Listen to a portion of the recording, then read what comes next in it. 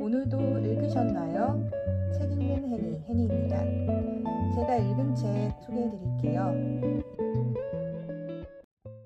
부현정 작가의 소리를 삼킨 소년이란 책을 읽었어요. 제10회 자문가 모음 청소년 문학상을 수상한 작품이에요. 출판사에서 진행하는 청소년 문학상에서 수상했다면 아무래도 좀 믿고 볼만 하겠죠? 심사위원들한테 한번 검증을 받은 작품이니까. 저는 굉장히 재미있게 읽었습니다. 우선 책 두께나 내용으로 봐서는 중학생 정도 이상은 되면 좀 무난하게 읽을 수 있을 것 같고요. 조금 더 성숙한 고학년 친구들도 재미있게 읽을 수 있을 것 같습니다. 단 주 사건이 살인사건을 목격을 하기 때문에 주인공이 그런 부분, 그리고 범인을 혼자서 추적하는 부분, 그리고 이 주인공이 가지고 있는 트라우마가 있어요. 이 트라우마 같은 부분이 조금 자극적일 수도 있을 것 같습니다. 너무 어린 친구들한테는. 그래서 많이 좀 성숙하거나 혹은 중학교 이상 정도는 되는 친구들이 읽으면 좋을 것 같아요. 이런 약점들이 있지만 이 책은 굉장히 술술 잘 익힙니다. 이 작품은요, 주인공이 이 테이라는 남자예요. 이 주인공 테이의 시점으로 서술이 됩니다. 그런데 이 주인공이 좀 독특해요. 바로 아스퍼거 증후군을 앓고 있는 친구거든요. 근데 만약 그런 친구들이 주변에 있어서 대화하거나 이해할 일이 생긴다면 이 책을 한번 먼저 읽어보고 같이 얘기해봐도 좋을 것 같아요. 왜냐하면 이 주인공 테이의 시점으로 쓰여진 내용이기 때문에 이 아스퍼거 증후군을 앓고 있는 친구들의 그 생각의 프로세스, 생각의 방법 이런 것들이 일반인들과 굉장히 다를 수 있겠구나라는 것을 이 작품을 통해서 자연스럽게 얻게 될 것 같습니다.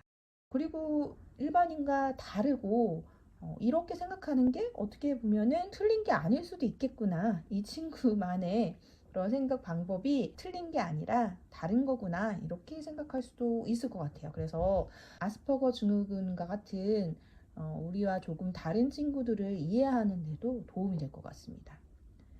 이야기 자체도 굉장히 흥미롭습니다. 주인공이 살인사건을 목격을 해요. 이 보통 어린이 동화나 청소년 소설에서는 다루기 힘든 사건이죠. 근데 이 작품은 굉장히 과감합니다.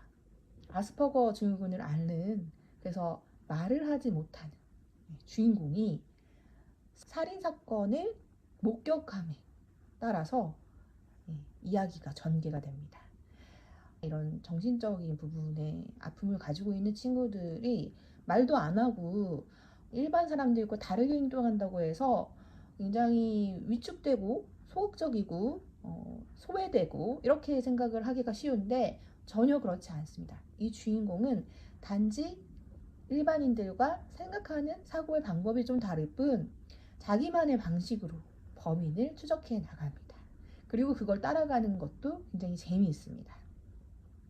그리고 이 주인공을 대하는 할머니, 그리고 아빠, 그리고 반장 친구, 이런 주변인들의 행동을 또 보면서 나는 이런 친구들한테 어떻게 행동할 수 있을까? 이렇게 이해하면서 받아들일 수 있을까라고 자기의 생각이나 행동을 조금 대입해 보는 것도 좋을 것 같아요.